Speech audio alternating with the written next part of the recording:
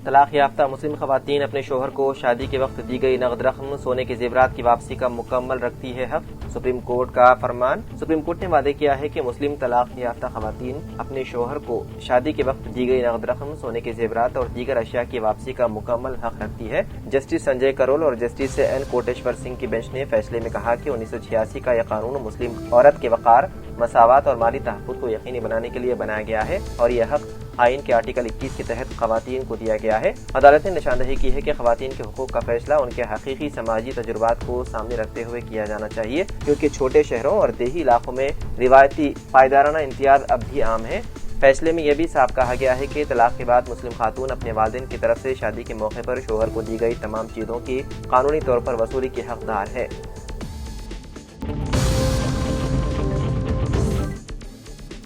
CPI के leader doctor के नारायण ने आंध्र प्रदेश के नायब वज़ीर आला पवन कल्याण को फौरी तौर पर काबीना से हटाने का मुतालबा किया। उनका इल्जाम है कि जनसेना के सरबराह पवन कल्याण नायब वज़ीर आला के ओहदे पर फायज होने के लिए नाअहल है। चारशंबे के रोज जारी करदा एक वीडियो बयान में डॉक्टर नारायण ने पवन कल्याण पर इल्जाम लगाया है कि उनके हालिया बयानात दोनों तेलुगु रियासतों के अवाम के दरमियान तकसीम पैदा कर रही है और आंध्र प्रदेश और तेलंगाना की तकसीम के बावजूद कायम रहने वाले इत्तेहाद को नुकसान पहुंचा रहे हैं। उन्होंने निशानदही की है कि तेलंगाना और आंध्र प्रदेश के दरमियान समाजी और सकाफती ताल्लुकात बरकरार है। उन्होंने याद दिलाया कि तेलंगाना के वज़ीर आला रविंद्र रेड्डी की बेटी की शादी भी भीमवरम के एक नौजवान से हुई है। नारायण ने कहा है कि पवन कल्याण के बयानात अदम मुस्तकिल मिजाजी और गैर जिम्मेदारी की अक्कासी करते हैं और ऐसे शख्स को हुकूमत का हिस्सा नहीं होना चाहिए। उन्होंने अपने मुतालबे का इयादा किया कि आंध्र प्रदेश हुकूमत उन्हें बिला ताखीर काबीना से बरतरफ करे।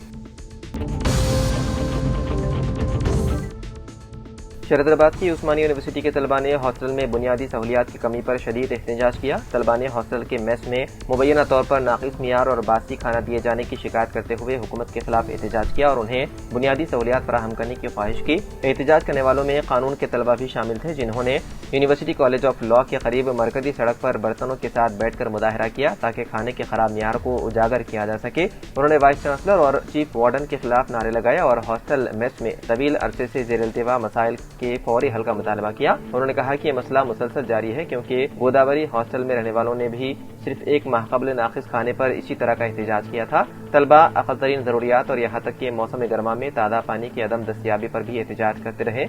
इस एहतजाज के सबब कुछ देर के लिए कशीदगी फैल गई।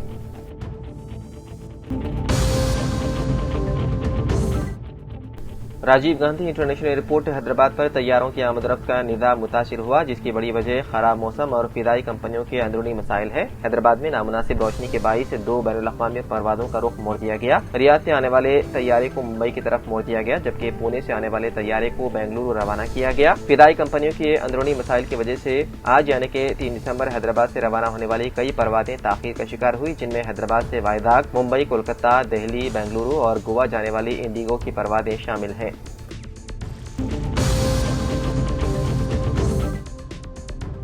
कौमी दारुल-हुकूमत दिल्ली के दौरे में मसरूफ तेलंगाना के वज़ीर आला रेवंत रेड्डी और नायब वज़ीर आला मल्लू भट्टी विक्रमार्का ने वज़ीर आज़म नरेंद्र मोदी से मुलाकात की। इस मुलाकात के दौरान वज़ीर आज़म मोदी को 8 और 9 दिसंबर को भारत फ्यूचर सिटी में मुनक़्क़िद होने वाले तेलंगाना राइजिंग ग्लोबल समिट में शिरकत की बाज़ाब्ता दावत दी। वज़ीर आला और नायब वज़ीर आला ने इससे पहले मरकज़ी वज़ीर अश्विनी वैष्णव से भी मुलाकात की। ज़राए के मुताबिक रेवंत रेड्डी अपने दौरे दिल्ली के दौरान मुतादिद मरकज़ी वज़रा के अलावा लोकसभा में कायदे अपोजिशन राहुल गांधी को भी समिट में आने की दावत देंगे। इसी सिलसिले में मंगल की रात वज़ीर आला रेवंत रेड्डी ने AICC सदर मल्लिकार्जुन खड़गे से भी मुलाकात की और उन्हें भी ग्लोबल समिट में शरीक होने की दरख्वास्त की।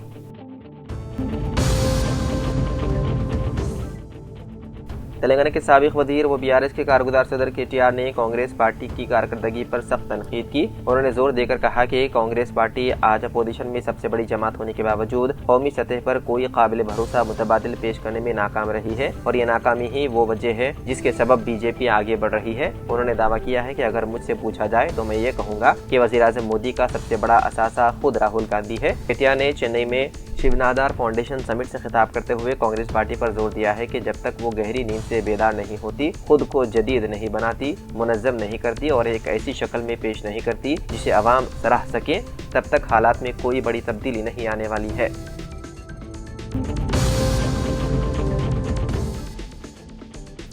हैदराबाद के इलाके हयात नगर के शिवगंगा कॉलोनी में आवारा कुत्तों ने एक 8 साल गूंगे बच्चे प्रेमचंद पर हमला करके उसे शदीद जख्मी कर दिया। बच्चा घर के बाहर खेल रहा था कि अचानक 15 था 20 कुत्तों ने उसे घेर लिया और उस पर हमला कर दिया। ताहम मुकामी अफराद ने मुदाखलत करते हुए उसे बचा लिया। जख्मी बच्चे को पहले नलाकुंटा फीवर अस्पताल और बाद में बेहतर इलाज के लिए नीलापर अस्पताल मुंतकिल किया गया, जहां वो इमरजेंसी वार्ड में जेर इलाज है। जैसे ही इस वाक़े की इत्तला वज़ीर आला रविंद्र रेड्डी तक पहुंची तो उन्होंने शदीद तशवीश का इजहार करते हुए फौरी हिदायत जारी की है कि बच्चे को बेहतरीन इलाज और हंगामी माली मदद फराहम की जाए। उन्होंने GHMC कमिश्नर को हिदायत दी है कि वो खुद हॉस्पिटल जाकर बच्चे और अरकान खानदान से मुलाकात करें और सरकारी ताउन यकीनी बनाएं। वज़ीर आला ने आवारा कुत्तों के मसले पर फौरी कार्रवाई की हिदायत भी दी ताकि आइंदा ऐसे अफसोसनाक वाक़यात पेश न आए।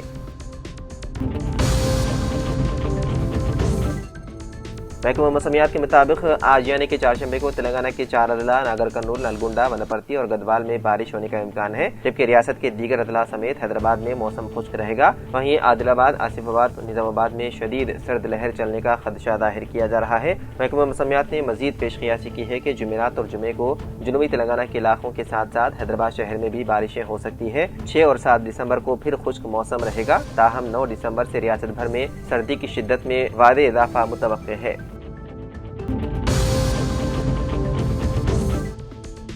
हैदराबाद के चंद्रान गुट्टा के रोमान होटल के करीब मंगल की रात एक सनसनीखेज वाकया सामने आया। मुसाफिर ऑटो में 2 नौजवान मुर्दा हालत में पड़े हुए मिले, जिससे पूरे इलाके में सनसनी फैल गई। हलाक होने वालों की शनाख्त 24 साल जहांगीर और 25 साल इरफान के तौर पर हुई है। शुबा किया जाता है कि उन दोनों ने जायद मिकदार में ड्रग लेने से मौत हो गई, क्योंकि जाए वकू से 3 इंजेक्शन सिरेंज बरामद हुए। और सबसे बड़ा इंकिशाफ ये है कि तीसरा शख्स भी मौजूद था, जो पुलिस के पहुंचने से चंद ही लम्हे पहले फरार हो गया। उसकी तलाश के लिए पुलिस ने CCTV फुटेज हासिल कर ली है। इस होलनाक वारदात ने पुराने शहर में सनसनी फैला दी, जबकि मुकामी अफराद ने कहा है कि नौजवान नस्ल तेजी से मंशियात की जद में आ रही है, जिससे न सिर्फ जिंदगियां तबाह हो रही है बल्कि जुर्म भी खतरनाक हद तक बढ़ रहा है। पुलिस तहकीकात में है मसरूफ।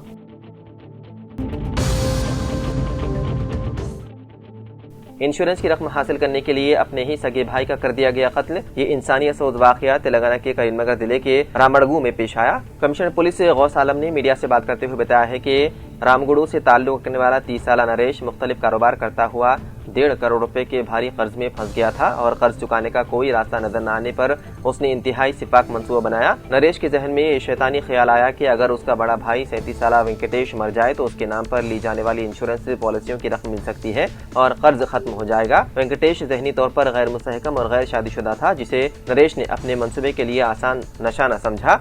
इसी मकसद से नरेश ने 4 मुख्तलिफ इंश्योरेंस कंपनियों से वेंकटेश के नाम पर 4 करोड़ 14 लाख रुपयों से ज्यादा की इंश्योरेंस पॉलिसियां ली और उसी नाम पर एक्सिस बैंक से 20 लाख रुपए का गोल्ड लोन भी लिया। उसे यकीन था कि भाई की मौत के बाद ये लोन मुआफ हो जाएगा और इंश्योरेंस की रकम उसे मिल जाएगी। इस मंसूबे को अमली जामा पहनाने के लिए नरेश ने अपने दोस्त राकेश और टिप्पर ड्राइवर प्रदीप से मामला तय कर लिया। 29 नवंबर की रात नरेश ने उन दोनों की मदद से मंसूबे पर उस वक्त अमल किया और जब वेंकटेश चौकी खोल रहा था उस पर टिप्पर गाड़ी चढ़ाकर कत्ल कर दिया ताकि उसे सड़क हादसा दाहिर किया जा सके। पुलिस ने वाक़े के बाद मुकदमा दर्ज कर लिया और नाश का पंचनामा किया और शवाहिद इकट्ठा किए। इब्तिदा में इसे हादसा तस्वुर किया गया, लेकिन इंश्योरेंस कंपनी के शुकूक पर पुलिस ने गहराई से तहकीकात की, जिस पर पता चला कि यह हादसा नहीं बल्कि मंसूबेबंद कत्ल है। जिसके बाद मंगल के रोज तीनों मुलजिमीन नरेश, राकेश और प्रदीप को पुलिस ने कर लिया गिरफ्तार।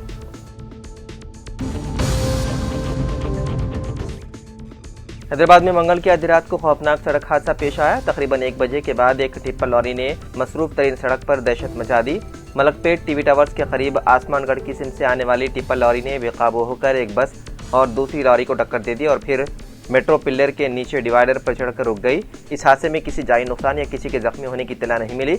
अलबत्ता हादसे के बायस ट्रैफिक निजाम में रुकावट पैदा हुई। ज़राए के मुताबिक जिस मकाम पर हादसा पेश आया उस वक्त वहाँ कोई मौजूद नहीं था, इसलिए एक बड़ा हादसा टल गया।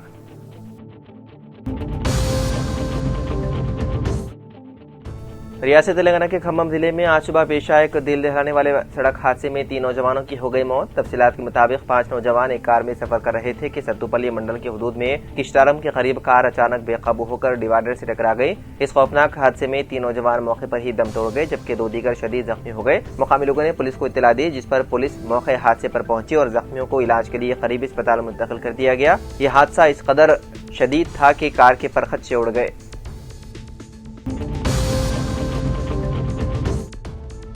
गदवाल जिले हेडक्वार्टर के एससी हॉस्टल में खाना खाने से 15 तलबा बीमार हो गए, जिन्हें इलाज के लिए मुकामी सरकारी दवाखाना मुंतकिल किया गया। डॉक्टरों ने मुआयना करने के बाद कहा कि बाद तलबा की हालत बेहतर है, सिर्फ एक तालिब इल्म की हालत तशवीशनाक है। तलबा ने सुबह नाश्ता किया और स्कूल चले गए। आधे घंटे बाद उन्हें उल्टियां होने लगी और उन्हें दवाखाने ले जाया गया। तलबा ने बताया है कि नाश्ते में उन्हें उपमा दिया गया था जिसमें कीड़े थे। तलबा ने जब वार्डन को बताया तो वार्डन ने उपमा फेंक दिया और उन्हें मौज और बिस्किट खिलाकर स्कूल को रवाना किया था।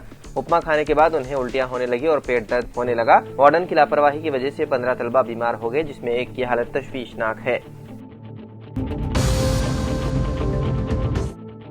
तेलंगाना आरटीसी में अमले की किल्लत दिन ब दिन बढ़ती जा रही है। बिलखुसूस कंडक्टर की जायदादें ज्यादा पाई जाती है। रियासत भर में 2059 कंडक्टर्स की किल्लत पाई जाती है। आइंदा साल मार्च में मजीद 140 मुलाजिमीन सुबुकदोश हो रहे हैं। दूसरी जानिब चंद माह से 388 नई बसें सड़कों पर आने वाली है। इस तनाज़ुर में मजीद 1009 कंडक्टर्स की जरूरत पड़ेगी। जुमला 3208 कंडक्टर्स की जरूरत है। फौरी तौर पर 1500 जायदादों पर तकर्रुरात के लिए मंजूरी देने की आरटीसी इंतजामिया ने रियासती वजीर पूनम प्रभाकर से अपील की है।